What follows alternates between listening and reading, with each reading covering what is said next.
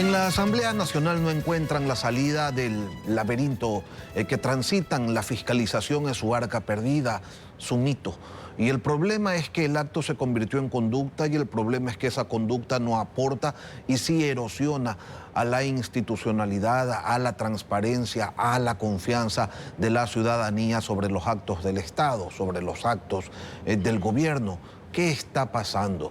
¿Cabe esperar que haya un acto de contrición, una aproximación hacia los principios más básicos de la democracia? Lo vamos a analizar hoy con Henry Cucalón, quien ha sido legislador, ministro de Gobierno y candidato a la presidencia de la República. Abogado, buenos días, bienvenido a Contacto Directo. Buenos días, Lenin, buenos días con los televidentes.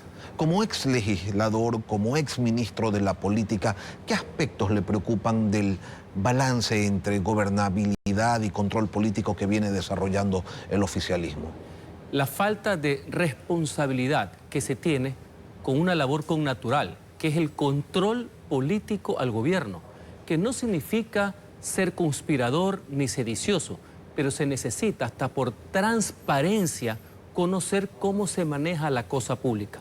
Una de las marcas registradas que lamentablemente ha dado este gobierno es que no transparenta la información y ese es uno de los primeros focos de corrupción. ¿Cree que es legítimo y prudente que ADN utilice la fuerza de la mayoría para frenar o reasignar investigaciones iniciadas por otras comisiones para entonces también frenarlas? Bajo ningún concepto, y lo que es peor, han pasado a ser de comisiones del archivo a comisiones del olvido. Y eso es imperdonable en estas circunstancias. ¿Esa estrategia al final termina favoreciendo la gobernabilidad o erosionando pues conceptos tan básicos como el de la transparencia institucional? Abonan a la desconfianza ciudadana. Y vamos a poner un ejemplo. La trama de este latrocinio denominado Progen, que vemos que la película se está repitiendo también con ATM, y que por falta de transparencia es lo mismo que gracias a la intervención ciudadana y de la prensa estamos viendo en el caso de Helbert. Uno no puede darle la espalda a ese tipo de situaciones porque va minando aún más tanto la confianza ciudadana como la de por sí débil institucionalidad que tiene el país. ¿Qué límites éticos y jurídicos debería respetar la bancada oficialista al procesar, al manejar pues estos temas de fiscalización? Los límites son los consignados en la Constitución y en la ley. Ese es el marco. Obvio que debe haber coordinación. Lo que no puede existir es sumisión ante el Ejecutivo, sumisión a los dictámenes del Ejecutivo o peor, de operadores fantasmas que son el vínculo entre el Ejecutivo y el Legislativo. ¿Cómo entender este acto ya recurrente de declarar secreto, confidencial, secretísimo, actos propios de la gestión pública? Como una orden del Ejecutivo. Parece ser que la falta de transparencia es lo transversal en política pública, porque ya no es un tema de excepción, se ha convertido en un modus operandi.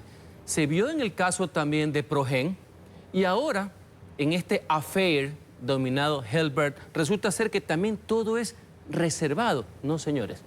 La transparencia es un tema de obligación legal y también de responsabilidad en el ejercicio de la cosa pública. Parece ser que no se ha entendido y no se ha procesado el mensaje del 16 de noviembre. La ciudadanía le dice al gobierno, señores, de esa forma no, corrijan, establezcan el nuevo rumbo y ese no puede ser. Vamos a seguir dialogando con el abogado Henry Cucalón. Estamos hablando de transparencia y de la falta de fiscalización que se ha vuelto norma aquí en el país, pero será luego de esta cadena, la cadena del gobierno de las 7. Ya volvemos. Retomamos el diálogo con el abogado Henry Cucalón, ex legislador, ex ministro de la política, ex candidato a la presidencia de la República. Decía usted pues hace un momento que este asunto de andar decretando o calificando como confidencial casi todos los actos de la gestión pública no tiene ningún sentido, pero lo cierto es que eso está allí. ¿Qué se puede hacer ante eso? No tiene asidero legal porque ni siquiera tiene que ver con asuntos de seguridad, por así decir. La Asamblea Nacional, los legisladores, inclusive el oficialismo, cuyo compromiso es con la gente, es con el pueblo. Ellos no tienen jefes, no tienen coordinadores, no tienen fantasmas que le tomen lista, por así decir. deben comprender la magnitud del problema. Están poniendo el concepto de la institucionalidad de la Asamblea de por medio, en entredicho. Fíjense lo que ha sucedido. No solamente que archivan todo, peor que lo que sucedía en el correísmo, sino que inclusive se han inventado la figura que en el CAL, el Consejo de Administración Legislatura, ni siquiera dan trámite a los juicios políticos. Eso nunca antes ha pasado. No creo que le hace nada bien y no terminan de procesar el mensaje del 16 de noviembre. Se ha generado una narrativa desde el oficialismo de que como son gobierno tienen derecho. Y entre los derechos que tienen, pues, está el de calificar como secretísimo, como confidencial, por ejemplo, este contrato comercial entre CNT y Helbert, porque hay secretos empresariales y cosas que nadie debe conocer, al menos durante 15 años. Es verdad, es cierto que una empresa pública puede contratar con alguien y decir, señores, es secreto todo lo que consta en ese documento. No, no es correcto. No tiene ningún fundamento de carácter legal. Eso es una tomadura de pelo del pueblo ecuatoriano. Y eso no es correcto. Aquí lo que ha existido también es una ciudadanía activa. Esto se ha desencadenado y se ha detallado todo esto. Es gracias a la participación de los ciudadanos. A través de las redes sociales, a través de actores sociales, a través de la Comisión Anticorrupción, que saludo su trabajo. Y no puede ser que la salida reiterada del gobierno y de sus operadores puede ser esto es secreto y no vamos a decir absolutamente nada. Eso no puede ser. La Fiscalía ya debería intervenir para ver cuál es la tramoya, qué es lo que está detrás del tema de Helbert, cuál es el verdadero operador, quién estuvo atrás de titiritero de esta operación, ¿no? Usted decía hace un momento, el gobierno o el oficialismo no ha entendido el mensaje del 16 de noviembre. Tenemos un legislativo de mayoría oficialista que no investiga a Progen, que no investiga a Austral, que no investiga a Helbert, que no fiscaliza la crisis sanitaria, que no fiscaliza la desaparición forzada de los 4 de las Malvinas, que no fiscaliza la crisis carcelaria ni el incumplimiento de la devolución del IVA a las personas de la tercera edad. ¿No termina esto alimentando una olla de presión social que en eventos electorales le explota en la cara como castigo a sus perpetradores? ¿O es verdad, abogado, que no pasa nada, que esto no trae consecuencias porque la gente tiene mala memoria y un escándalo cualquiera con un TikTok se apaga? Sí trae consecuencias, por supuesto. Uno de los motivos por los cuales el presidente Noboa fue reelegido y gozó de la confianza del pueblo ecuatoriano es porque no se quería las prácticas del correísmo. No ha de ser que se recurra a lo mismo, sino que con otras caretas, diciendo que son nuevas cuando repiten viejas mañas, por así decir. No ha de ser que quieren la misma asamblea sumisa, la que no pensaba, la que recibía órdenes. Quieren lo mismo, sino que con TikTok y de otro barrio. No, eso no es lo correcto. Eso no es lo que merece el país. Eso no es lo que exigen los ciudadanos. Y no solamente que hay una carencia en el orden de fiscalización con lo que estamos dialogando, sino que en materia legislativa hay una absoluta desconexión con los graves problemas nacionales. Eso demuestra que mientras el país tiene acuciantes problemas, están preocupados en el tema de la cantaleta de la ley seca. Y en materia de trámite legislativo, más allá que se quisieron inventar un enemigo, como fue la Corte Constitucional, a quien defiendo por institucionalidad, no a sus miembros, se vio pues la calidad de la legislatura, cómo los ningunearon en los fallos de las rotundas equivocaciones y violaciones al proceso constitucional que hicieron en el trámite legislativo con las famosas leyes de carácter urgente. Es decir, se quedan de año en materia legislativa y son una vergüenza en materia de fiscalización. Hoy, ¿cuáles son las consecuencias? Porque a esas conductas de opacidad la oposición legislativa responde con confrontación, que no precisamente con un ánimo de transparentar las cosas. Entonces, la mayoría no fiscaliza y la oposición trata de hacer circo. Lo que hace es que la ciudadanía busque otros canales para poder desfogar ese descontento. Y uno de esos fue la consulta popular, en donde lamentablemente no se vio el contenido de las preguntas, sino que se llegó a lo mismo de siempre. Vamos a premiar o a castigar a quien convoca. Y una de las razones por las cuales se da este voto mayoritario a favor del no es por todas estas consideraciones que las fueron permanentemente minimizando, descartando. No pasa nada, hacemos una campaña, contratamos a los influencers, pero sí son temas que pesan, sí son temas que importan y lamentablemente van abonando a un proceso de desconfianza ciudadana que en los últimos días se ha ido acelerando.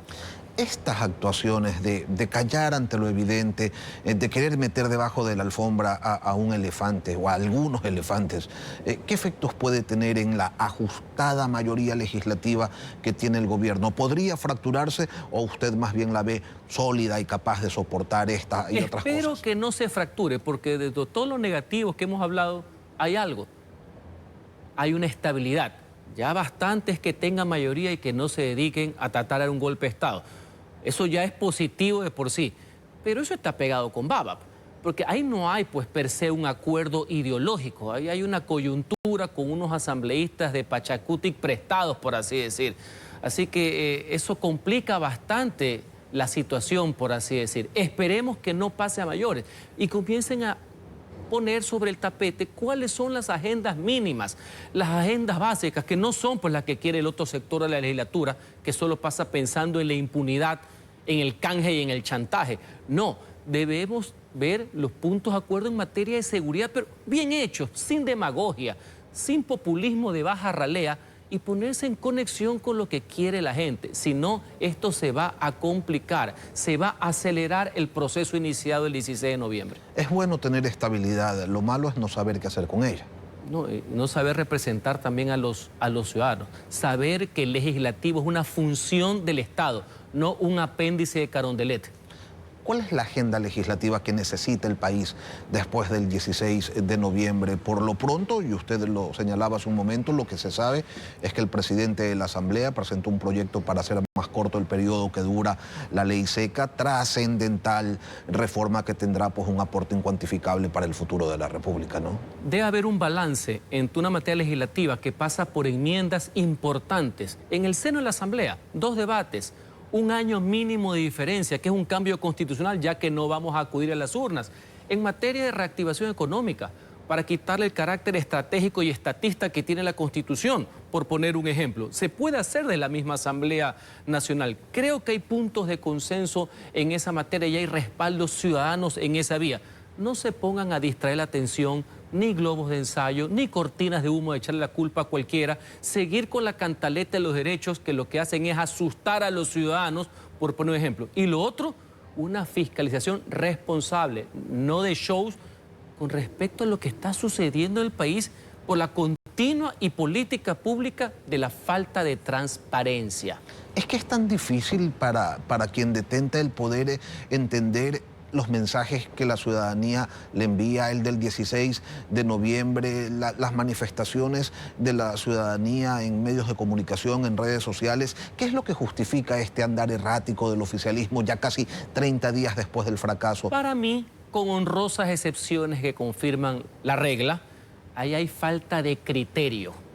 Ahí, lamentablemente, el cordón umbilical es demasiado fuerte, si es que cabe la palabra, como que le tienen miedo, como que le tienen recelo a que le tomen lista desde Carondelet. Se necesitan legisladores que estén formados, con criterio, que trabajen mancomunadamente con el Ejecutivo, no subordinadamente. Cuando comiencen a ejercer su función con criterio, creo que se puede comenzar a marcar la diferencia, que no los traten como vulgares empleados de la función ejecutiva. ¿Y que les tomen lista quién? ¿Natalie Morillo, la ministra de Gobierno? Que ni siquiera debe ser el rol. Y ojalá, aprovecho, le deseo todo éxitos, pero que ejerza de ministra de Gobierno. Ojalá que no sea una ministra pantalla.